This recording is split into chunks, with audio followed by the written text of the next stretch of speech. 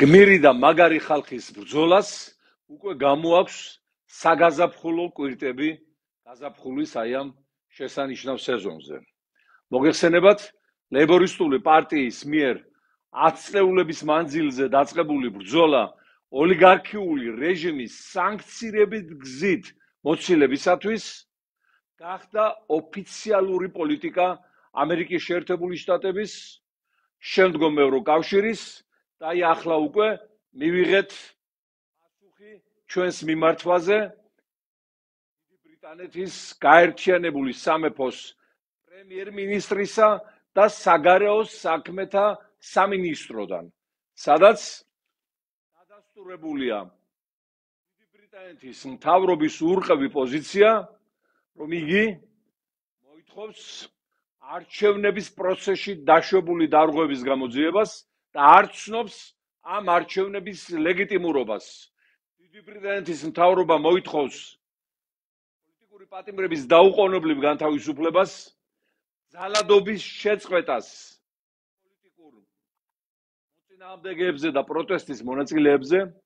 ამისათვის ლონდონმა შეაჩერა ერთობლივი თავდაცვითი პროგრამები კორუმპირებულ ოლიგარქიულ რეჟიმთან და ასევე შეჩერებული წელია გრძელდებოდა.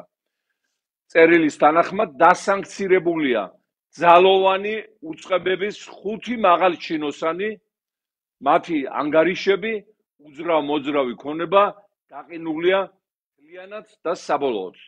რაც მთავარია, დიდი ბრიტანეთისთვის ასევე სტრატეგიული და ოფიციალური პოლიტიკა ხდება რეჟიმის დასანქცირება და მიდის მუშაობა, რის შემდეგაც გამოცხადდება ახალი სანქციები დანაშაულებრივი რეჟიმის უმაღლეს ლიდერებზე, რა თქმა უნდა, პირველ რიგში ბიძინა ივანიშვილი, მისი კორუმპირებული ოჯახი და კლანი და აგრეთვე მისი საყრდენი დამნაშავე ფიგურები პარლამენტში, მთავრობაში, ძალოვან სტრუქტურებში, ადგილობრივ თვითმმართველობასა და მმართველობაში. რისხვა ქართველი ხალხისა და მსოფლიო დემოკრატიისა ბოლომდე ჩაჰყვება აი ამ დანაშაულებრივი სისტემის ლიდერებს, შუარგოლებს და რიგით დაბლა აქტივისტებს სოფლებშიც კი.